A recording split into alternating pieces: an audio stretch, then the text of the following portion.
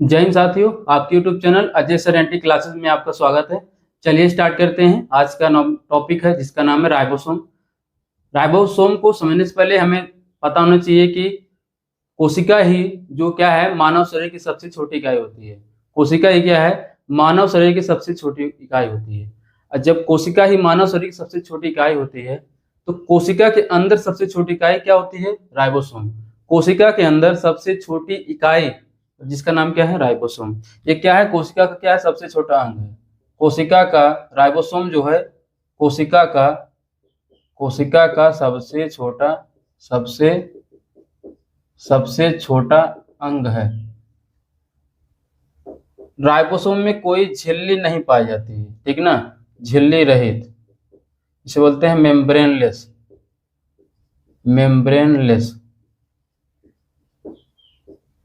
Ribosome के ऊपर जो राइबोसोम होता है उसके जो बाहरी सरफेस होता है उस बाहरी सरफेस में कोई भी झिल्ली क्या है नहीं पाई जाती है। इसके बाद देखते हैं राइबोसोम कहाँ कहाँ पाता है। राइबोसोम जो है प्रोकैरियोटिक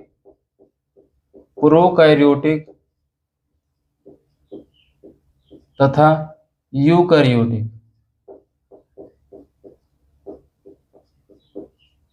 यूकैरियोटिक कोशिका में पाया जाता है। कोशिका में राइबोसोम प्रोकैरियोटिक तथा यूकैरियोटिक दोनों कोशिकाओं में क्या है पाया जाता है। इसके बाद देखते हैं राइबोसोम की क्या कहा जाता है? प्रोटीन का कारखाना या फिर प्रोटीन की फैक्ट्री। राइबोसोम को क्या कहा जाता है? प्रोटीन की फैक्ट्री या प्रोटीन का कारखाना। प्रोटीन की फैक्ट्री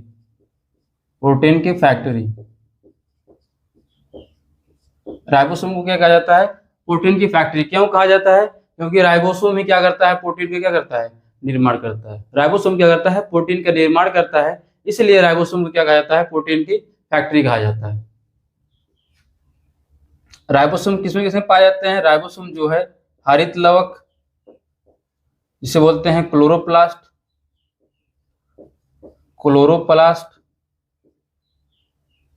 इसके बाद में है सूत्रकणिका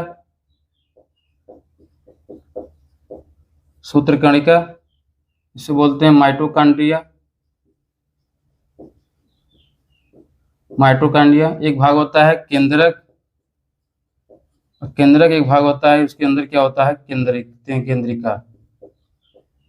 केंद्रिका, ठीक ना, अर्थात कह सकते हैं किसमें? न्यूक्लियस में। और बाकी जो बच गया तथा अन्य प्रोकैरियोटिक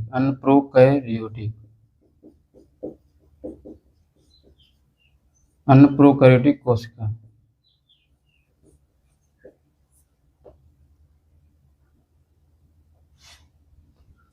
इसको देखते हैं। राइबोसोम क्या है? कोशिका का सबसे छोटा अंग है। राइबोसोम क्या है? कोशिका का सबसे छोटा अंग है। राइबोसोम क्या है? बिना झिल्ली के होता है। राइबोसोम कैसा है? मेम्ब्रेनलेस होता है। राइबोसोम जो है प्रोकैरियोटिक तथा यूकैरियोटिक दोनों कोशिकाओं में पाया जाता है। राइबोसोम को प्रोटीन फैक्ट्री क्यों कहता है? क्योंकि राइबोसोम ही क्या करता है? प्रोटीन का निर्माण करता है।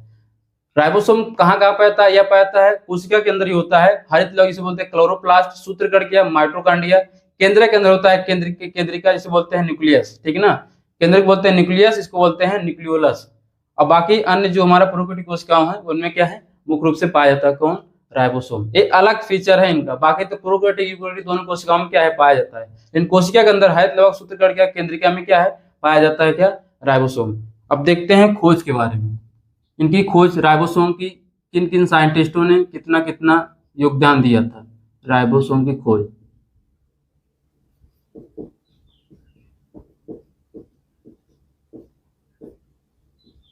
राइबोसोम की खोज किन किन साइंटिस्टों ने की थी? सबसे पहले शुरुआत करते हैं कौन? रॉबर्ट तथा रॉबिन्सन।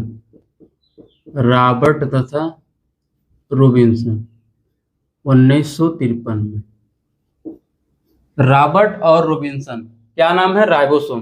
पूरा मैच कर रहा है। राइबोसोम, रॉबर्ट और रॉबिन्सन। इन दोनों ने सबसे पहले क्या किया था? इन दोनों ने क्या किया? सेम की जड़ लेते हैं। सेम एक प्रकार की सब्जी होती है, ठीक है ना। सेम की जड़ की कोशिका।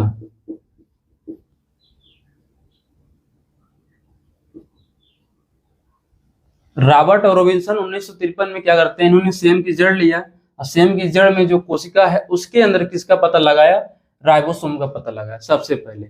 लेकिन इन्हें मान्यता नहीं दिया, इन्हें श्रेय नहीं दिया जाता है, लेकिन हाँ शुरुआत तो यही किए थे। फिर बाद में आते हैं पैलाडे। पैलाडे ये आते हैं 1955 में। 1955 में इन्होंने क्या किया, राइबोसोम को जंतुओं की कोशिकाओं में देखा। इन्होंने किसमें देखा, सेम की जड़ अर्थात क्या, ये पादप है, एक प्रकार का पेड़ है, लेकिन इन्होंने क्या किया, जंतु की कोशिका में क्या है, राइबोसोम का पता लगाया। जंतु की कोशिका में जितने जंतु हैं उनकी कोशिकाओं में क्या है, पता लगाया जंतु की कोशिका में, ठीक है ना। पैलाडे क्या किए, जंतु की कोशिका में राइबोसोम का पता लगाया।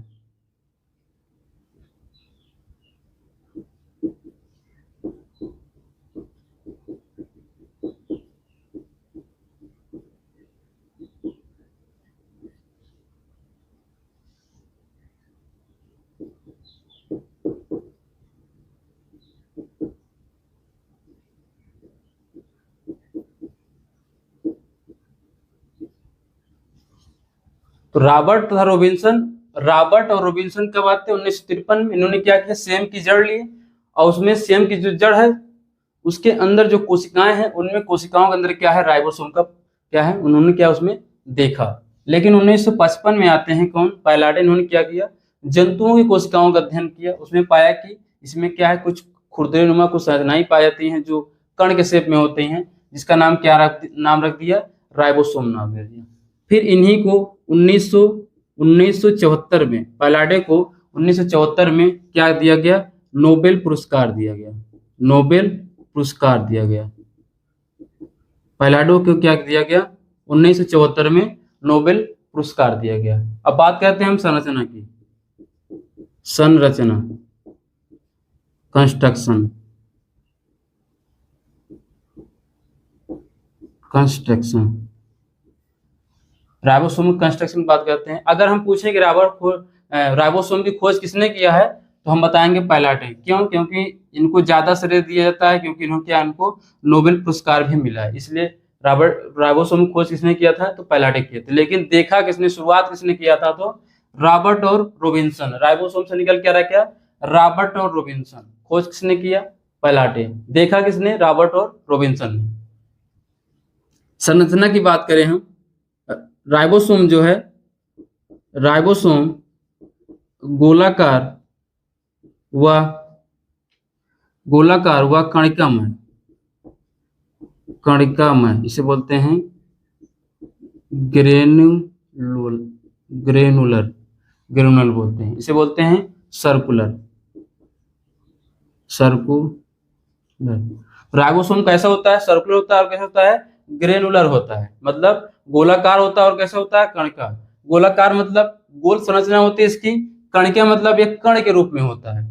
अगली बात देखते हैं राइबोसोम के बारे में। राइबोसोम जो है, ये जो है ईआर मतलब एंडोप्लाज्मिक रेटिकुलम, ये क्या है, कोशिका के अंदर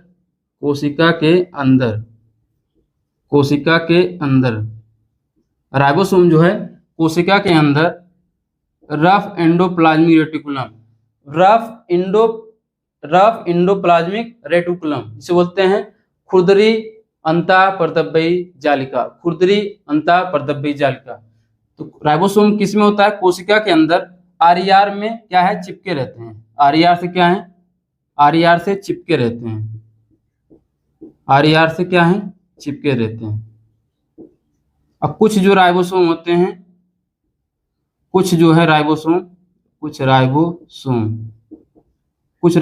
जो है कोशिका द्रव्य में तैरते रहते हैं।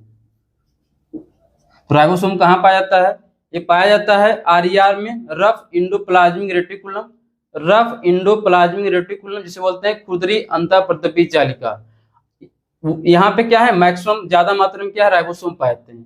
इसमें क्या होता है, यहाँ पे जो खुरदरी अंतःपरदब्बी जालिका है उसके सरफेस पे, सतह पे क्या है, कुछ छोटे छोटे कण पाए जाते हैं, जिसको क्या बोलते हैं, राइबोसोम पाए जाते हैं। बाकी राइबोसोम हमारी कोशिकाओं के अंदर कोशिका द्रव्य में क्या है, एकदम फ्री, एकदम स्वतंत्र रूप से क्या उसमें तैरते रहते हैं, घूमते रहते हैं, ठीक ना।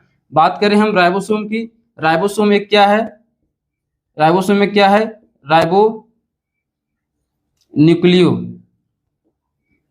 Ribo nucleo, ribo nucleo protein है। राइबोसोम क्या है, राइबो न्यूक्लियो प्रोटीन है। इसका मतलब होता है कि राइबोसोम जो है आरएनए और प्रोटीन का क्या है, बना होता है। तो राइबोसोम किसका बना होता है, आरएनए और प्रोटीन क्या होता है, राइबोसोम बना होता है, ठीक ना। राइबोसोम की दो मुख्य इकाई होती हैं, ठीक ना। जो भी जितने भी राइबोसोम होते हैं, जितने भी राइबोसोम होते हैं, इसकी क्या होती है, दो मुख्य इकाई होती हैं। राइबोसोम का निर्माण हम कह सकते हैं, प्रत्येक राइबोसोम का निर्माण, प्रत्येक राइबोसोम का निर्माण, प्रत्येक राइबोसोम का निर्माण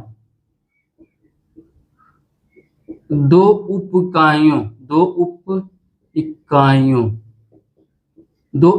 इकाइयों से होता है। इसमें एक बड़ा होता है इकाई, एक क्या है, बड़ी इकाई होती है, एक होती है छोटी इकाई, एक होती है छोटी इकाई। जो बड़ी इकाई होती है उसे बोलते हैं 80s, जो छोटी इकाई होते हैं उसको बोलते हैं 70s।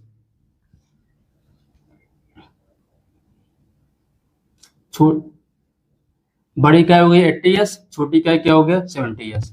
संरचना की बात करें, राइबोसोम ये क्या होता है, गोलाकार होता है और कणिकाकार। गोलाकार मतलब गोल होता है, कणिका मतलब कण रूप में होता है। कहाँ ये होता है, ये होता है खुरदरी अंतःप्रतवी जालिका, मतलब उसको बोलते हैं रफ एंडोप्लाज्मिक रेटिकुलम से क्या है, चिपके रहता है, कुछ जो है कोशिका द्रव्य में तैरते रहते हैं। राइबोसोम है राइबोसोम जो है राइबो न्यूक्लियो प्रोटीन है। इसका मतलब है राइबोसोम आरएनए तथा प्रोटीन क्या होता है, बना होता है। प्रत्येक राइबोसोम का जो निर्माण होता है दो उप इकाइयों से होता है। कितनी, दो उप इकाइयों से। एक बड़ी उप इकाई होती है, दूसरी क्या होती है, छोटी उप इकाई। फर्स्ट सब यूनिट मतलब लार्ज सब यूनिट और स्मॉल सब यूनिट। इसमें अगर जो बड़ी वाली होती है उसको बोलते हैं 80s, जो छोटी वाली होती है उसको बोलते हैं 70s होती है। जब प्रोटीन का निर्माण हो रहा होता है, तब क्या होता है, मैग्नीशियम की सांद्रता क्या है, बढ़ने की वजह से ये क्या होते हैं, दोनों दो उप इकाइयां दोनों क्या है, जुड़ती हैं। जैसे देखते हैं, जब प्रोटीन का निर्माण होता है तो यहाँ पे लेते हैं 30s और यहाँ पे क्या होता है, इसकी उप इकाई देखते हैं। यहाँ पे इसका दो उप इकाई क्या होता है, यहाँ पे 80s का, यहाँ पे होता है 40s, यहाँ पे होता है इसका 60s। इसका होता है दो, एक होता है 30s, एक होता है इसका 50s।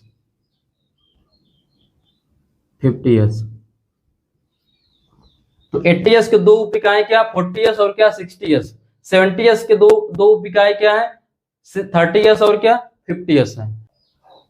जब प्रोटीन का निर्माण हो रहा होता है तो उस दौरान क्या होता है, मैग्नीशियम की सांद्रता बढ़ने की वजह से ये दोनों छोटी उप इकाइयां क्या करती हैं, ये दोनों छोटी उप इकाइयां क्या करती हैं, आपस में जुड़ करके किसका है, जो बड़ा राइबोसोम इसको बोलते हैं 80s से क्या करती है, निर्माण करती हैं। ठीक उसी प्रकार से 30s और 50s मिलकर किसका निर्माण करती हैं, 70s का निर्माण करती हैं। देखो यहाँ पे लिखा है क्या, 70s, ठीक ना। यहाँ पे क्या लिखा है, यहाँ पे 40s लिखा है, 40s और प्लस क्या है 60s। मैग्नीशियम की सांद्रता बढ़ती है, फिर क्या बनता है, यहाँ पे 80s बनता है। इसी प्रकार से यहाँ पे 30s है और यहाँ पे क्या है 50s। यहाँ पे मैग्नीशियम की सांद्रता बढ़ती है, फिर क्या होता है, यहाँ पे 70s हो जाता है। अगर यही मैग्नीशियम सांद्रता क्या है, कम होने लगती है, तो फिर यही क्या होता है, तुरंत वापस क्या होता है, इन्हीं में फिर क्या है, टूट जाता है, वापस क्या है, अलग अलग होते हैं। जब मैग्नीशियम सांद्रता बढ़ती है तो ये दोनों क्या करते हैं, जुड़ जाते हैं। जब मैग्नीशियम सांद्रता क्या होती है, कम होती है, फिर ये दोनों क्या होते हैं, अलग अलग हो जाते हैं। ठीक ना। अब बात करते हैं हम इसके प्रकार की, राइबोसोम के क्या क्या प्रकार होते हैं, राइबोसोम के प्रकार, टाइप्स, राइबोसोम के टाइप्स।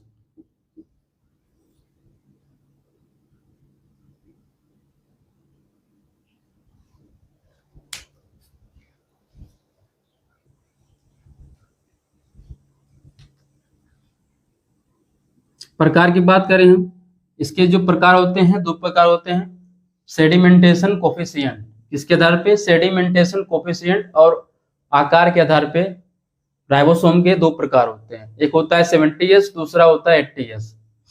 एक 70s होता है, दूसरा क्या होता है 80s होता है। पहला हो गया 70s और अगला क्या हो गया 80s। 80s यहाँ पे जो S का मतलब है, यहाँ पे जो S का मतलब है, इसका मतलब होता है sedimentation, sedimentation coefficient, sedimentation coefficient. यहाँ पे जो S का मतलब यहाँ लिखा है ना 70S, S का मतलब है सेडिमेंटेशन कोफिशिएंट, अवसादन गुणांक जिसे बोलते हैं, अवसादन गुणांक, अवसादन गुणांक, अवसादन गुणांक, अवसादन गुणांक बोलते हैं। 70s की बात करें, 70s क्या होता है, छोटा होता है, ये आकृति में क्या होता है, छोटा है, ये आकृति में क्या होता है, बड़ा होता है। 70s यहाँ दिख रहा है, 70 समझ में आ रहा है, छोटा है, इससे क्या है 80s क्या है, छोटा है, तो 70s क्या है, छोटा होता है, 80s क्या होता है, बड़ा होता है। फिर इसकी क्या होती है, दो सब यूनिट होती हैं, इसकी क्या होती हैं, 70s की दो सब यूनिट होती हैं, कौन कौन सी होती हैं, दो उप इकाई होती हैं, एक होता है 30s होता है, एक 30s होता है, दूसरा क्या होता है 50s होता है। 70s कितने होते हैं, दो उप इकाई होते हैं, एक होता है 30s, दूसरा क्या होता है 50s होता है। इसी प्रकार से 80s से क्या होते हैं, दो उप इकाई होते हैं, कितने होते हैं, दो उप इकाई होते हैं। यहाँ इसमें हमने 10 ऐड कर दिया, सिर्फ कितना 10 ऐड कर दिया तो 80 बन गया। यहाँ पे इसमें हम क्या करेंगे, 10 जोड़ देंगे, कितना हो जाएगा 40 हो जाएगा। इसमें भी हम 10 जोड़ेंगे, कितना हो जाएगा 60 हो जाएगा। तो हमें सिर्फ एक याद रखना है, 70s के जो पार्ट होते हैं, दो सब यूनिट क्या होते हैं, 30s और होते हैं, और क्या होते हैं 50s होते हैं। इन तीनों में अगर 10 जोड़ दें तो हमारा क्या हो जाएगा 80s, 40s और क्या 60s। तो यहाँ पे 80s के दो सब यूनिट होते हैं, एक होता है 40s, दूसरा क्या होता है 60s होता है, ठीक ना। बाकी ये बात करें किसमें पाए जाते हैं, ये पाए जाते हैं प्रोकैरियोटिक कोशिकाओं में पाए जाते हैं। ये किसमें पाए जाते हैं, प्रोकैरियोटिक कोशिकाओं में क्या है पाए जाते हैं। ये किसमें पाए जाते हैं, ये पाए जाते हैं यूकैरियोटिक कोशिकाओं में, यूकैरियोटिक कोशिकाओं में, यूकैरियोटिक कोशिकाओं में केवल किसमें पाए जाएंगे, यूकैरियोटिक कोशिकाओं में। 80s राइबोसोम किसमें पाए जाते हैं, 80s राइबोसोम किसमें पाए जाते हैं, यूकैरियोटिक कोशिकाओं में, जबकि 70s राइबोसोम किसमें पाए जाते हैं, प्रोकैरियोटिक कोशिकाओं में पाए जाते हैं। किसमें पाए जाते हैं, प्रोकैरियोटिक कोशिकाओं में पाए जाते हैं। और ये किसमें पाए जाते हैं, बैक्टीरिया में पाए जाते हैं, बैक्टीरिया में पाए जाते हैं, क्लोरोप्लास्ट में पाए जाते हैं, क्लोरोप्लास्ट में पाए जाते हैं, माइटोकॉन्ड्रियम पाए जाते हैं, माइटोकॉन्ड्रियम पाए जाते हैं, ठीक ना। तो इस प्रकार से क्या है 70s कहाँ कहाँ पाए जाते हैं, प्रोकैरियोटिक कोशिका में, बैक्टीरिया में, क्लोरोप्लास्ट में, और किसमें माइटोकॉन्ड्रियम पाए जाते हैं हमारे क्या राइबोसोम। यहाँ पे हमने देखा राइबोसोम के परिचय में कोशिका क्या है, यहाँ पे राइबोसोम क्या है, कोशिका सबसे छोटा अंग है। राइबोसोम में कोई झिल्ली नहीं होती है। राइबोसोम जो है प्रोकैरियोटिक और यूकैरियोटिक कोशिकाओं में क्या है पाया जाता है। मैंने यहाँ लिखा है प्रोकैरियोटिक और यूकैरियोटिक कोशिकाओं में पाया जाता है, तो ठीक वही है। बाकी राइबोसोम को प्रोटीन फैक्ट्री क्यों कहते हैं, क्योंकि राइबोसोम क्या करता है, प्रोटीन का निर्माण करता है। राइबोसोम और किन में पाया जाता है, तो एक क्लोरोप्लास्ट में, माइटोकॉन्ड्रिया में, न्यूक्लियस में पाया जाता है, और प्रोकैरियोटिक कोशिकाओं में पाया जाता है। खोज की बात करें हम तो रॉबर्ट और रॉबिन्सन ने क्या किया था, सेम की जड़ लिया था, उसमें जो कोशिकाएं थी उनमें उन्होंने पता लगाया था किसका, राइबोसोम का। बाद में आते हैं 1955 में, 53 में आए थे, 55 में आते हैं पैलाडी ने क्या किया, जंतुओं की कोशिकाओं का अध्ययन किया और देखा कि इनके अंदर क्या है, कुछ छोटी छोटी आर पे क्या चिपकी संरचना होती है, जिसका नाम इन्होंने राइबोसोम रख दिया, ठीक ना। बाद में इनको 1974 में क्या दिया गया, नोबेल पुरस्कार से सम्मानित किया गया, किसको, पैलाडो को। संरचना की बात करें, राइबोसोम जो है गोलाकार दिखता है और कैसा दिखता है, कणिका में दिखता है, कण के रूप में होता है। राइबोसोम जो है कोशिका के अंदर RER मतलब रफ इंडोप्लाज्मिक रेटिकुलम, हिंदी में खुरदरी अंतःप्रद्रवी जालिका क्या होते हैं, चिपके होते हैं, और कोशिका द्रव्य में क्या होते हैं, एकदम स्वतंत्र रूप से एकदम फ्री तैरते रहते हैं। और बाकी की बात करें हम, राइबोसोम जो है राइबोन्यूक्लियो प्रोटीन होता है। इसका मतलब राइबोसोम आरएनए और प्रोटीन क्या होता है, बना होता है। राइबोसोम की दो सब यूनिट होती हैं, 70s होती है और क्या होती है, 80s होती है। कितनी होती है, 70s और 80s। यहाँ पे एक बड़ी होती है 80s, छोटी क्या होती है 70s। फिर इसकी क्या होती है, सब यूनिट होती है 40s और 60s। यहाँ पे 30s और 50s। यहाँ पे जब क्या होता है, प्रोटीन का निर्माण होता है, उस दौरान क्या होता है, यही हमारे जो इस 80s राइबोसोम के जो सब यूनिट है, ये दोनों ये क्या होते हैं, आपस में जुड़ जाते हैं। जैसे सांद्रता कम होती है फिर क्या होते हैं, अलग अलग होते हैं। सांद्रता मैक्सिमम की बढ़ेगी, अगर इसकी मैक्सिमम सांद्रता बढ़ेगी तो ये दोनों क्या है, जुड़ जाएंगे। अगर इसकी सांद्रता घटेगी तो ये दोनों वापस क्या है, फिर क्या है, 40s और 60s में वापस आ जाते हैं। टाइप्स की बात करें 70s और 80s, ठीक ना, छोटे वाले को 70s, बड़े वाले क्या कहते हैं 80s। इसकी सब यूनिट होती है 30s और क्या होती है 50s होती है। बाकी बात करें 80s की, बड़ा होता है और क्या होता है, इसके दो यूनिट होते हैं 40s और क्या 60s। ये क्या होता है, बड़ा होता है। ये पाए जाते हैं प्रोकैरियोटिक कोशिकाओं में, बैक्टीरिया में, क्लोरोप्लास्ट में, माइटोकॉन्ड्रिया में। जबकि 80s कहाँ पाए जाते हैं, केवल और केवल यूकैरियोटिक कोशिका में पाए जाते हैं, ठीक ना।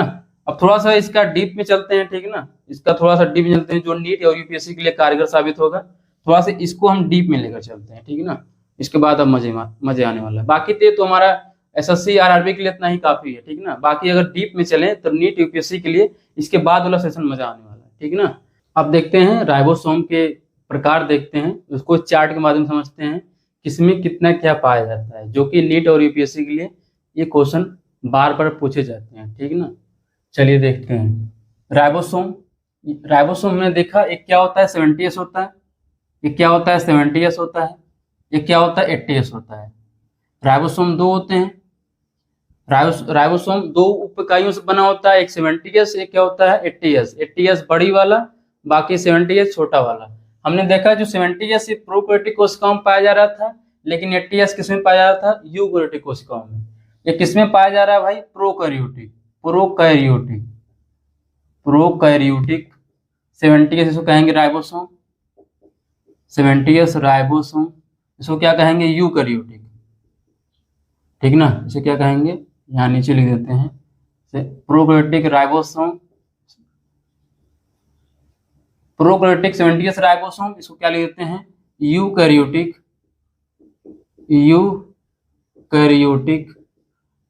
राइबोसोम।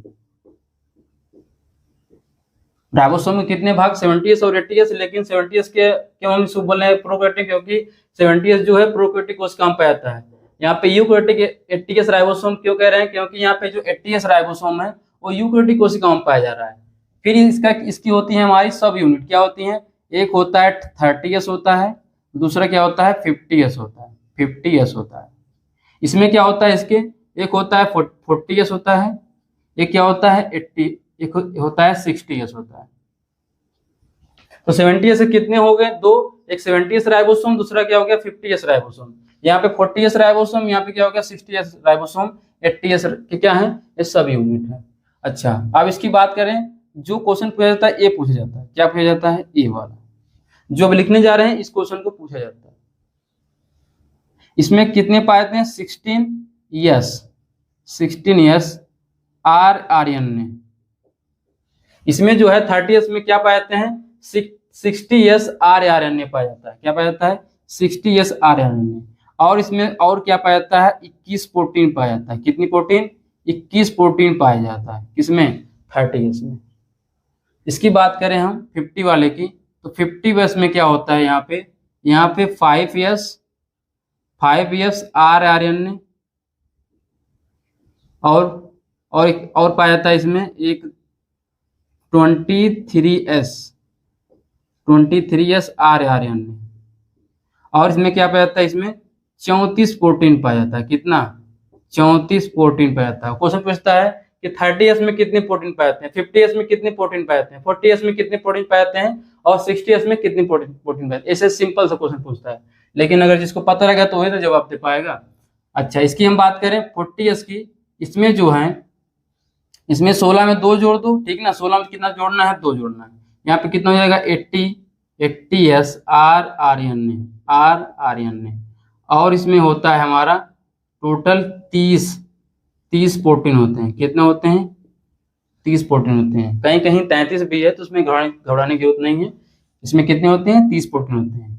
इसकी बात करें, ये बहुत ज्यादा बड़ा दिखाया जा रहा है। इसमें क्या, इसमें बहुत ज्यादा लोग होते हैं। इसमें क्या होता है, एक हो गया 50s, इसी का पूरा कॉपी 50s हो गया, 50s rRNA।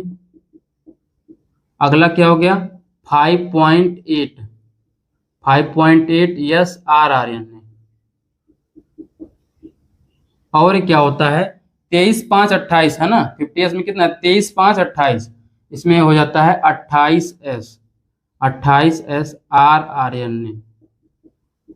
और इसमें क्या होता है 50 प्रोटीन होते हैं। कितने होते हैं? 50 प्रोटीन होते हैं। तो यहाँ पे हमने देखा राइबोसोम के दो भाग 70s और 80s। कितने? 70s और 80s। इसके दो सेक्शन 70s के 30s और 50s। 80s कितने हैं? 40s और क्या 60s है।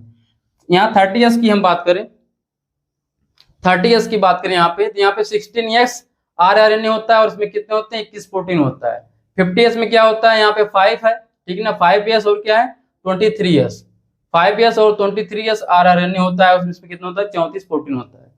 40s में बात करें, यहाँ पे कितना होता है? 18s rRNA होता है, और क्या होता है?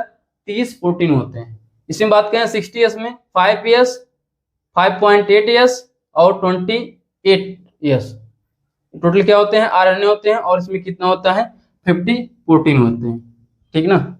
चलिए अब देखते हैं राइबोसोम का संयोजन कैसे होता है और वियोजन कैसे। संयोजन मतलब जुड़ता कैसे और कैसे अलग होता है।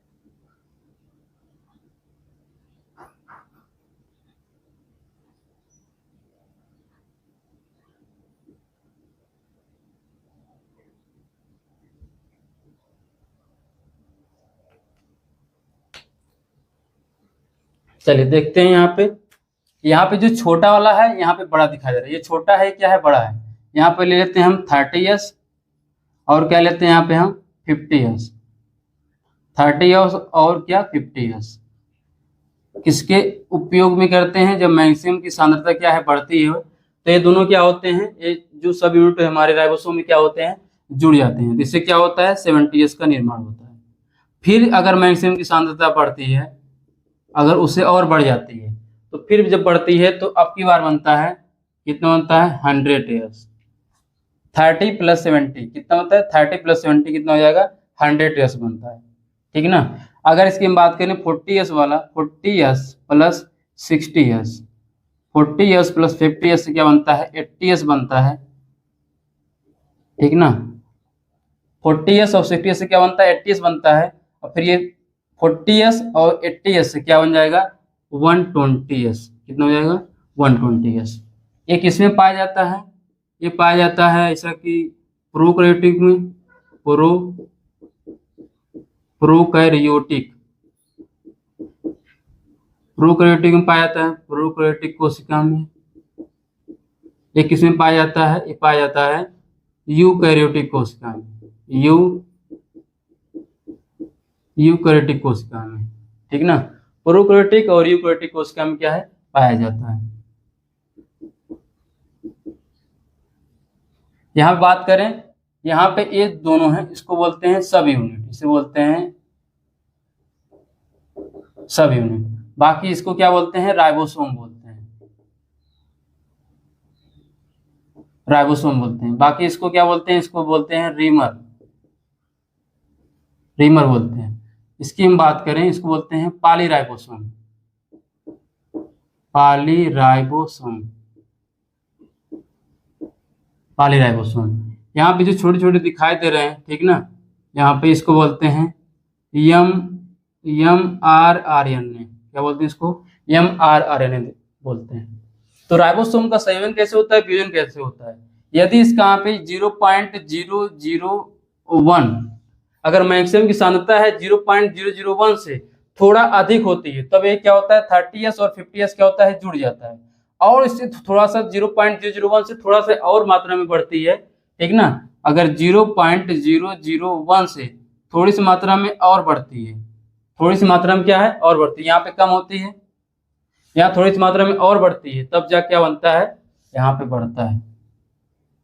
जैसे 0.001 से मैक्सिमम सांद्रता बढ़ती है तो फिर क्या होता है, यही जो दोनों हैं छोटे जो हैं आके बन जाते हैं क्या, 70s बनते हैं। थोड़ी इसकी मात्रा और बढ़ती है तो फिर ये क्या बन जाते हैं, थोड़ा सा बड़ा बन जाते हैं राइबोसोम, जिसको बोलते हैं रीमर। अब फिर ये बाद में किसका निर्माण करते हैं, पॉलीराइबोसोम का निर्माण करते हैं, ठीक ना। ठीक, इसके बाद अब देखते हैं राइबोसोम के क्या क्या कार्य होते हैं। राइबोसोम के कार्य देख लेते हैं। राइबोसोम के कार्य, राइबोसोम के कार्य, function of ribosome, function of ribosome, function of ribosome. Ribosome क्या करता है, प्रोटीन का निर्माण करता है। राइबोसोम क्या करता है, प्रोटीन का निर्माण करना। राइबोसोम क्या काम होता है, प्रोटीन का निर्माण करना। राइबोसोम काम क्या होता है, मात्र क्या होता है, प्रोटीन का निर्माण करने का काम होता है। अच्छा, प्रोटीन निर्माण में जो है, प्रोटीन निर्माण के लिए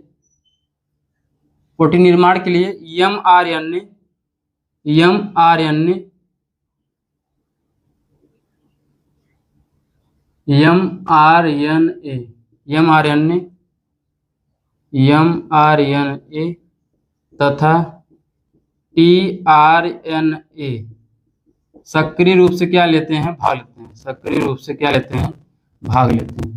प्रोटीन जब भी निर्माण होने वाला होता है तो mRNA और tRNA क्या करते हैं, सक्रिय रूप से भाग लेते हैं। लेकिन प्रोटीन का निर्माण कौन करता है, प्रोटीन का निर्माण की हम बात करें, प्रोटीन का निर्माण कौन करता है, rRNA करता है। कौन करता है, प्रोटीन का निर्माण rRNA करता है।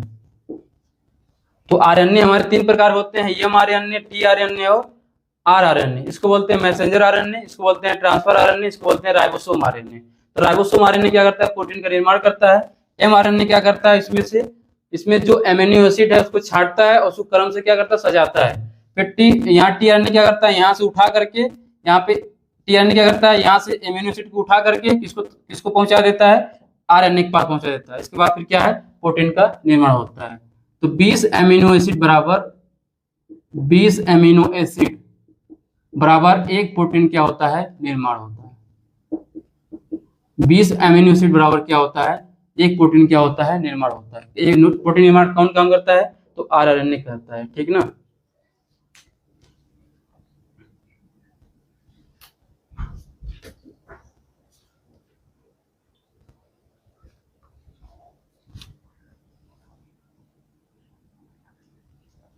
ठीक ना, यही बात था, ठीक ना। इसमें क्या है, राइबोसोम का संयोजन वियोजन, यहाँ पे अगर इसकी सांद्रता बढ़ेगी तो क्या जुड़ जाएगा, अगर सांद्रता कम होगी फिर ये क्या है, अपनी अवस्था में वापस आ जाएगा। ठीक, उसी प्रकार से यहाँ इसका शेप बनाए, ये छोटा होता है बड़ा होता है, छोटा होता है बड़ा होता है, यहाँ बढ़ते क्या है, कंटिन्यूस बढ़ते चला जाएगा। संयोजन मतलब अगर मैक्सिमम की सांद्रता 0.001 से क्या है बढ़ेगी, तब क्या हो जाएगा, जुड़ जाएगा। अगर ये घट जाएगा फिर क्या होगा, यही 70s फिर टूट जाएगा, किसमें 30s और 50s में क्या वापस टूट जाएगा, ठीक ना। बाकी हम कार्य की बात करें राइबोसोम का, राइबोसोम कार्य क्या, प्रोटीन निर्माण करना। प्रोटीन के निर्माण करने में 2 आरएनए यूज होते हैं, कौन कौन से, mRNA और tRNA। mRNA क्या करता है, उसमें से जो पोषक तत्व उसमें से क्या करता है, एमिनो एसिड को छांटता है, छांटने के बाद उसको क्या सीक्वेंस में सजा देता है। फिर टीआरएनए क्या करता है, यहाँ से इसको उठा करके किसके पास भेजता है, आरएनए के पास। आरएनए क्या करता है, प्रोटीन का निर्माण करता है, ठीक ना। अब प्रोटीन का निर्माण कैसे होता है, 20 एमिनो एसिड जब एक साथ मिलते हैं तब जाके एक प्रोटीन क्या होता है, निर्माण होता है, ठीक ना। आशा करते हैं वीडियो समझ में आया होगा। यदि समझ में आया होगा तो कमेंट सेक्शन में जरूर बताएं, ठीक। मिलते हैं अगली वीडियो में, तब तक के लिए जय हिंद।